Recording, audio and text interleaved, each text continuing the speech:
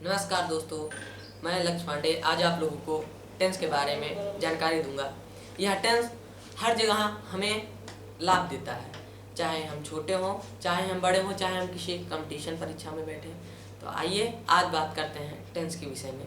ये हमारी 10वीं क्लास में बहुत महत्वपूर्ण है, इसके काफ़ी अंक मिलते हैं और चलिए जानते हैं इसके बारे में। टेंस जिसे हम हिंदी में काल कहते हैं, काल की परिभाषा यह है कि काल वह कारक है जो हमें समय की अनुभूति, समय का काल बताता है। तो टेंस की यही डिफिनीशन है और टेंस की 3 अवस्थाएं हैं या 3 पार्ट्स हैं जो हम कहते हैं वर्तमान काल, भूतकाल और भविष्य काल। वर्तमान काल जो चल रहा है, भूतकाल जो बीत चुका है और भविष्य काल जो आएगा। इसको इंग्लिश में हम कहते हैं वर्तमान काल को प्रेजेंट टेंस और भूतकाल को पास्ट टेंस और भविष्य काल को फ्यूचर टेंस। तो आइए प्रेजेंट टेंस के भी भेद जान लेते हैं। हर टेंस के 4 भेद होते हैं, इन तीनों के भी 4 भेद हैं। पहला प्रेजेंट टेंस, दूसरा पास्ट टेंस, तीसरा फ्यूचर टेंस। अब इनके भेद जानते हैं। प्रेजेंट टेंस के 4 भेद हैं। प्रेजेंट इंडेफिनिट टेंस, दूसरा प्रेजेंट कंटीन्यूअस टेंस, तीसरा प्रेजेंट परफेक्ट टेंस और चौथा प्रेजेंट परफेक्ट कंटीन्यूअस टेंस। इसी तरह से पास्ट टेंस और फ्यूचर टेंस में भी ऐसे ही भेद हैं। Past indefinite tense, past continuous tense, past perfect tense, past perfect continuous tense. ऐसे भी फ्यूचर में future indefinite tense, future continuous tense, future perfect tense and future perfect continuous tense. अब हम इन सभी के विषय में जान चुके हैं। अब आइए हम चलते हैं अपने प्रेजेंट इंडेफिनिट टेंस में कि हम वाक्य का अनुवाद किस प्रकार करते हैं। तो आइए हम आपको बताते हैं प्रेजेंट इंडेफिनिट टेंस की एक क्रिया, सहायक क्रिया हेल्पिंग वर्ब डू डज, इसी पे पूरा है चलता है। लेकिन इसके सिंपल अफर्मेटिव वाक्यों का अनुवाद हम दूसरी तरह से करते हैं। आइए आपको बताते हैं। अगर सिंपल वाक्य है, साधारण वाक्य अफर्मेटिव, तो हम अनुवाद करते समय इसकी पहचान पहले जानेंगे।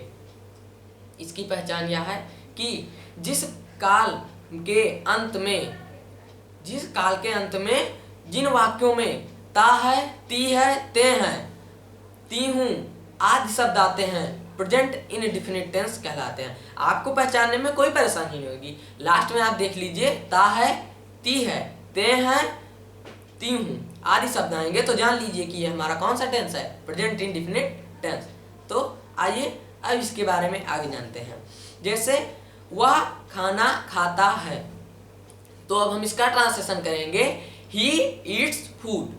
अब आप सोच रहे होंगे कि ही मतलब वह, ईट्स खाता है और फूड खाना, पर ईट मीन्स होता है खाना, लेकिन हमने ईट्स क्यों लगाया? तो इसी के बारे में हम रूल बताते हैं।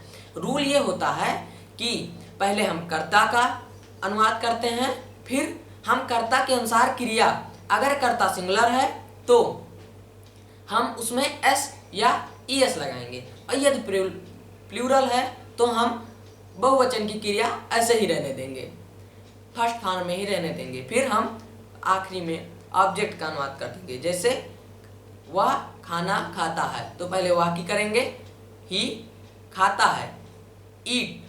अब ही सिंगुलर है, अब इसके साथ हम एस लगाएंगे तो क्या हो जाएगा, ही ईट्स। आगे खाना खाने की इंग्लिश होती है फूड, तो ही ईट्स फूड। इसमें एक रूल और है, जिन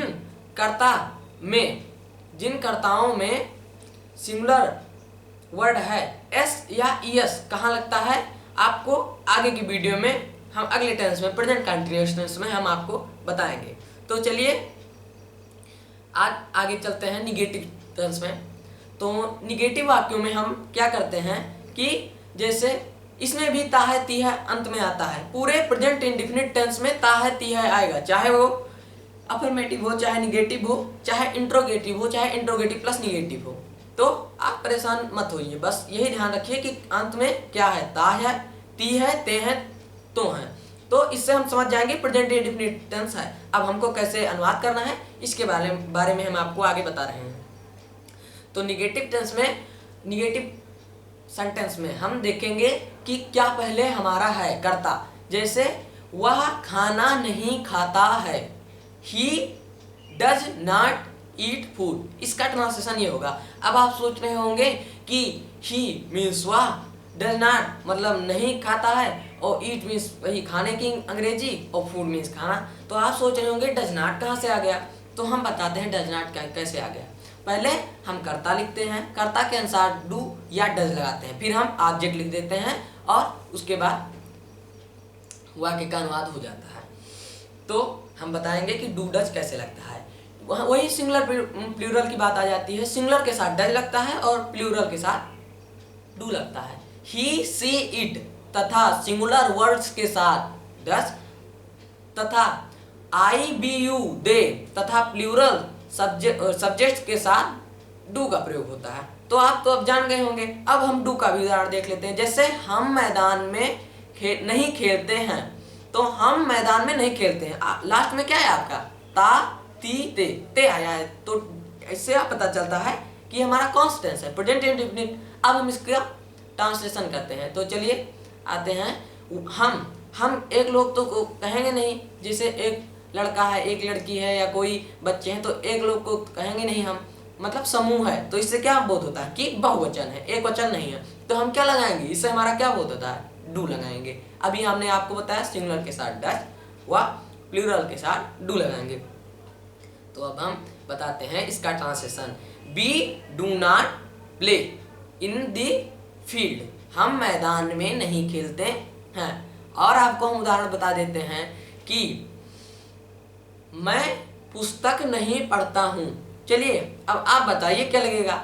आई मीन्स मैं, लेकिन हमने रूल में क्या बताया था, आई बी यू दे, और प्लूरल वर्ड्स के साथ क्या प्रयोग होगा, डू प्रयोग होगा। तो आई के साथ क्या लगाएंगे, डू, ये तो आपको पता ही है। और नॉट हम आगे इसके लगा देंगे नहीं के लिए। तो I do not read means पढ़ना, बुक मीन्स किताब, मैं पुस्तक नहीं पढ़ता हूँ। तो आइए अब हमारा निगेटिव भी हो गया। ऐसे ही हम सारे वाक्यों के अनुवाद कर लेंगे। एक रूल आपका और है इसमें, नेवर के साथ ये फर्स्ट फॉर्म वाला रूल नहीं लागू होता। उसके लिए वर्ब में यस या ईएस लगाते हैं। ये क्यों, ये इसलिए क्योंकि नेवर का मतलब ही होता है कभी नहीं, तो अलग दृष्टि से वाक्य बन जाता है। जैसे वह कभी नहीं पुस्तक पढ़ता है। अब देखिए, आप इसका अलग रूल हम बताते हैं। इसका रूल अफर्मेटिव की तरह है। जैसे सब्जेक्ट लिखेंगे, उसके बाद वर्ब में सब्जेक्ट के अनुसार यस या ईएस लगा के, ऑब्जेक्ट लगा के हम फुल स्टॉप लगा देंगे और हमारे वाक्य का अनुवाद हो जाएगा। तो इस तरह से हम क्या करेंगे, सोचिए, मैं बताता हूँ। ही मीन्स वह, नेवर मीन्स कभी नहीं। अब आया पढ़ने की क्रिया की इंग्लिश। तो हम रीड मीन्स पढ़ना होता है, तो रीड लिख देंगे, लेकिन पहले देखेंगे हमारा सब्जेक्ट कैसा है, सिंगुलर है या प्लूरल। तो ही क्या है, वह, एक वचन, सिंगुलर है। तो अब हम इसमें यस या ईएस लगाएंगे, तो रीड के साथ एस लगेगा, क्या हो जाएगा, ही नेवर रीड्स बुक। तो ये भी हमारा अनुवाद हो गया। ये अलग से रूल था। अब हम भी प्लूरल में बता देंगे इसको, क्योंकि आप कंफ्यूज मत होइए। तो प्लूरल में हम आप इसको बताते हैं। तो जैसे हम कभी नहीं खेलते हैं, हम कभी नहीं खेलते हैं, हम खेलते हैं ता है ती है, इससे पता चलता है प्रेजेंट इंडेफिनिट, पहला फंडामेंटल। दूसरे पे आते हैं कि हमको अनुवाद कैसे करना है। अफर्मेटिव है, निगेटिव है, इंट्रोगेटिव है, इंट्रोगेटिव प्लस निगेटिव। तो यहाँ ना अफर्मेटिव है, ना इंट्रोगेटिव है, ना इंट्रोगेटिव प्लस निगेटिव, निगेटिव है। हम कभी नहीं खेलते हैं, तो कभी नहीं आया, तो इससे पता चलता है कि नेवर वाला वाक्य है। तो हम ऐसे ही अनुवाद करेंगे, बी नेवर। अब देखिए, हमने बताया था कि प्लूरल बी के है, बी है, तो हमें क्या लगेगा, first form, be never play, be never play, ऐसे अनुवाद हो गया। अब अगले वीडियो में आपको हम इंट्रोगेटिव और इंट्रोगेटिव प्लस निगेटिव के बारे में बताएंगे। तब तक के लिए धन्यवाद। और यदि वीडियो अच्छा लगा हो तो सब्सक्राइब करना मत भूलिएगा और आइकन बटन दबा दीजिएगा। धन्यवाद।